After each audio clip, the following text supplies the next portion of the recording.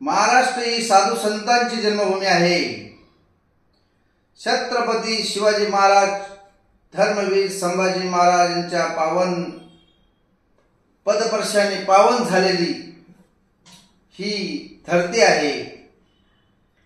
ही शूरवीर मराठ्यांची गाथा लिखणारी जन्मभूमी आहे आणि हीच भूमी सर्वांचा आदर करणारी, मान देणारी, सर्वांना न्याय देणारी आणि सर्वांच्या अधिकारासाठी लढणारी शूरवीर मराठ्यांची जन्मभूमी आहे। आज ह्या मराठ्याच्या जन्मभूमीवरतीच भारतातील राज्यातून आलेले काही लोक ह्या ठिकाणी रोजगारीसाठी, कामधंद्यासाठी आलेले आहे आणि आज आमच्या या भूमीवरती त्यांना भाषावरून शिवीगाळ, मारहाण होत असेल तर कुठंतरी छत्रपती शिवाजी महाराज, साधू संत, वारकरी टाळकरी संप्रदाय ही दुःखी होत असेल। कारण आम्ही सर्वांसाठी लढणारे मराठे आहोत।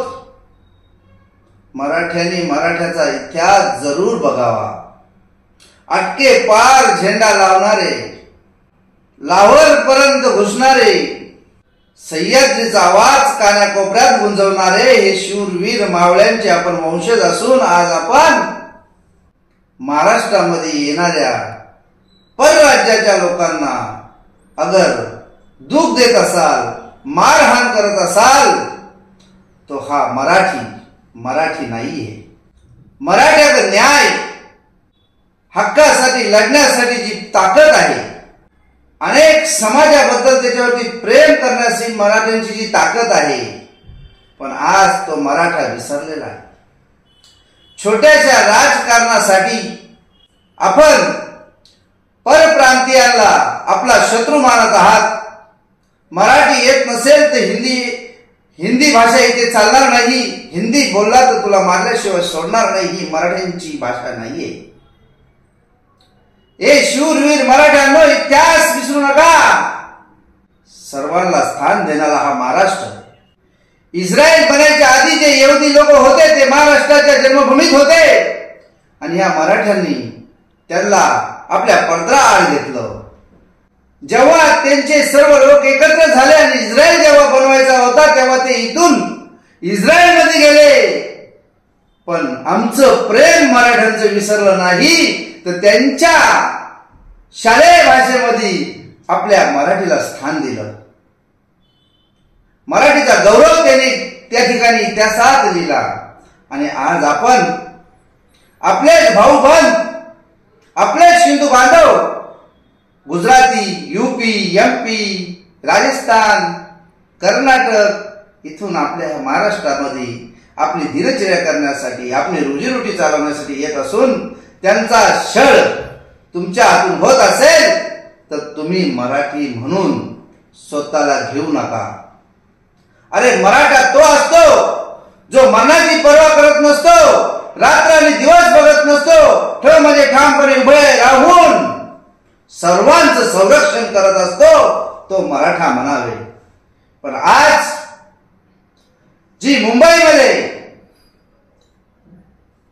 काही पार्टीद्वारे हा मुद्दा उचललेला आहे आणि तो मुद्दा त्यांच्या जीवावर बेतेपर्यंत चालत असेल तर मला असं वाटतंय की खूप मोठी खंत आहे की मला मराठी म्हणावे की नाही म्हणावे।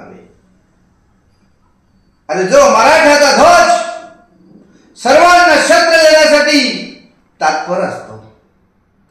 छत्रपती शिवाजी महाराज सह्याद्रीच्या कानाकोपऱ्यातून उठले आणि आपल्या या रयतेला हिंदवी स्वराज्य निर्माण करण्याची संकल्पना त्यांना मंत्र दिला। अशा ह्या शूरवीर राजांना छत्रपती पदवी, पुरस्कार त्याच राज्यातील ब्राह्मणांनी, त्याच राज्यातील लोकांनी दिला आणि आज आपण त्याच राज्यातून आलेल्या लोकांचा विरोध करत असाल तर सगळ्यात निंदनीय आहे. हे कुठेतरी थांबलं पाहिजे. आम्ही सर्व हिंदू आहोत, आम्ही सर्व एक आहोत अशी भावना जागृत झाली पाहिजे. अरे आपण तुकडे तुकडे होत थोड्या वाढो. इराण गेला, इराक गेला, काबूल गेला, कांदार गेला, बांगलादेश गेला, पाकिस्तान गेला. का तुम्ही अजून ह्या भारताचे तुकडे करण्याची इच्छा मनामध्ये ठेवत आहात?